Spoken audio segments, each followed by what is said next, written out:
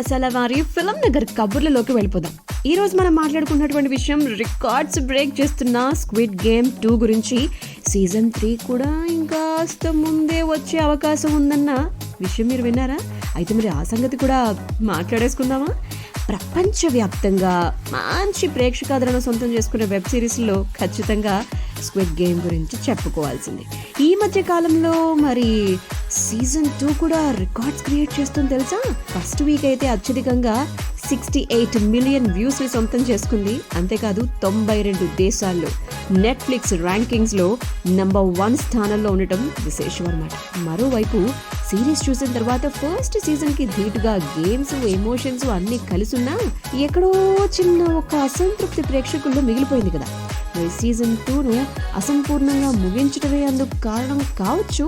So రెండో భాగానికి కొనసాగింపు స్క్విడ్ గేమ్ 3 ఉంటుంది అని చెప్పి చివరిలో చూపించారుగా. అయితే అది ఎప్పుడు వస్తుందా అని చెప్పి అభిమానులు కూడా ఎదురు చూస్తున్నటువంటి వైనం. మరి ఈ క్రమంలో నూతన సంవత్సరం సందర్భంగా సినిమా టీం వారు ఒక మంచి అప్డేట్ అయితే కనుక ఇచ్చారు. రెడ్ లైట్, గ్రీన్ లైట్ ఆటలో కనిపించేటువంటి అమ్మాయి బొమ్మతో పాటుగా ఈసారి అబ్బాయి బొమ్మను కూడా పంచుకుంటూ సీజన్ 3 2025లోనే వస్తుంది అని చెప్పారు. సీజన్ 2 మాదిరిగానే 3 కూడా ఈసారి క్రిస్మస్ కానుగా వస్తుందా అని చెప్పి అందరూ అనుకుంటున్నారు.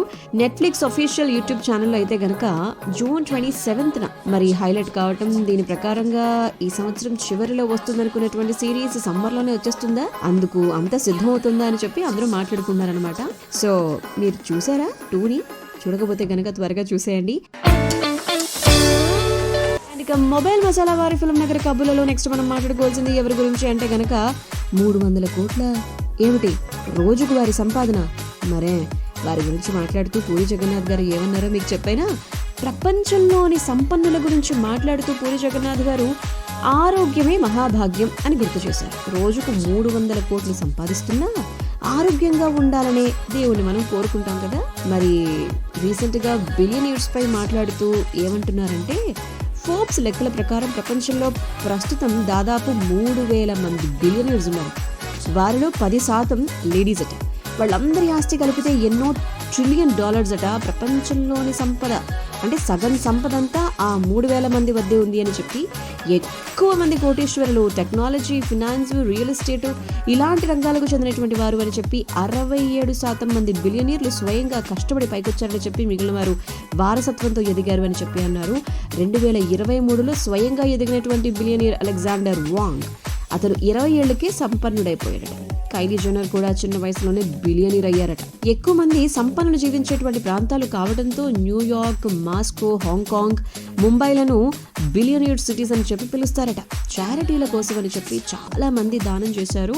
ముఖ్యంగా బిల్ గేట్స్ కానీ, వారెన్ కానీ వారైతే గనక తమ సంపదలో 50% ఇచ్చేశారు అని చెప్పారు. Elon Musk and Jeff Bezos, Richard వంటి వారైతే గనక అంతరిక్ష పరిశోధనపై దృష్టి పెట్టారు. ఏదో ఒక రోజు స్పేస్ ట్రావెల్ ను అందుబాటులోకి తీసుకురావాలని చెప్పి వాళ్ళైతే గనక ప్రయత్నిస్తున్నారు. ఇలా ప్రతి బిలియనీర్ కి ఒక విజన్ ఉంది. ఈ 3000 మంది సంపన్నులు కూడా దేవుడు ముద్దు బిడ్డలు. వీరిలాగే మనకు వేల లక్షల కోట్ల ఆస్తి కావాలి అని చెప్పి రోజు మనం దేవుణ్ణి మొక్కుతాం. ఎవరైనా కూడా ఆరోగ్యంగా ఉండాలని కదా కోరుకుంటారు. వయసు మీద పడుతున్న బిలియనీర్లు రోజులు గడుస్తుంటే భయపడుతూ బతుకుతూ ఉంటారు. ప్రతి గంటకు వారి బ్యాంకు ఖాతాలో డబ్బు జమ అవుతూ ఉంటుంది. ఎందుకంటే వారి ఆదాయం రోజుకు 200 కోట్ల నుంచి 300 కోట్లు ఉంటుంది. ఆయుష్ ఎలాగో పెరగదు కాబట్టి బతికినంత కాలం ఆనందంగా ఉంటూ మంచాన పడకుండా పోవాలి అనేది వారి కోరిక. మనది కూడా అదే ఆశ. అందుకే పెద్దలు ఆరోగ్యమే మహాభాగ్యం అన్నారు. మనం జీవితంలో ఏం సాధించినా సాధించకపోయినా ఆరోగ్యం ఉంటే చాలు. ఏదో ఒక రోజు దేవుడు మిమ్మల్ని కూడా ఎత్తుకొని ముద్దాడుతాడు. అప్పటికీ మీరు ఆరోగ్యంగా ఉంటే సరిపోతుంది. అనుభవించేందుకైనా ఆరోగ్యం కావాలి కదా అని చెప్పేసి పూరి జగన్నాథ్ గారు చెప్పడం జరిగింది. ఇక రాజమౌళి గారు మెచ్చుకున్నటువంటి విషయాన్ని గురించి సముద్రగని గారు చెప్పారు కదా, ఆ సంగతి చెప్పనా?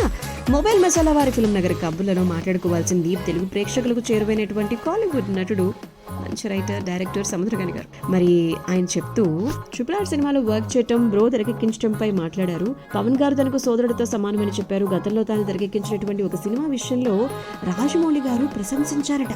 దేవుడి దయ వల్లే నేను RRR వంటి భారీ ప్రాజెక్ట్ లో యాక్ట్ చేయడం జరిగింది. అలాంటి సినిమాలో భాగం అవుతానని చెప్పి కళ్ళ కూడా ఊహించలేదు. దీనికంటే ముఖ్యమైన మరో విషయం ఏంటంటే, నా స్వీయ దర్శకత్వంలో తెరకెక్కినటువంటి అప్ప రిలీజ్ అయిన తర్వాత రాజమౌళి గారు ముఖ్యంగా వారి తండ్రి విజేంద్ర ప్రసాద్ గారి నుంచి నాకు కాల్ వచ్చింది. మీ సినిమా చూశాను, మిమ్మల్ని ఒకసారి గట్టిగా హత్తుకోవాలనిపించింది అని చెప్పి అన్నారు. అలాంటి సినిమాని రూపొందించడం అంత సులభం కాదని మెచ్చుకున్నారు.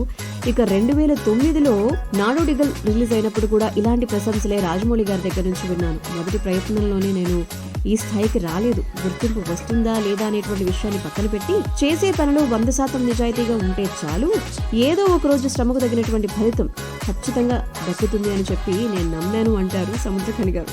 ఆ తర్వాత ఆయన బ్రో కోసం పవన్ కళ్యాణ్ గారితో వర్క్ చేయడం చాలా ప్రత్యేకమని, షూట్ సమయంలో ఎన్నో విషయాలపై చర్చించుకున్నామని చెప్పి అన్నారు. పవన్ కళ్యాణ్ గారు నాకు సోదరుడితో సమానమని చెప్పి, ఆయన గొప్ప వ్యక్తి అని, ఆయన నిజాయితీని ప్రజలు నమ్మారు అని, ఘన విజయాన్ని అందించారు అని చెప్పి సముద్రఖని గారు చెప్పారన్నమాట.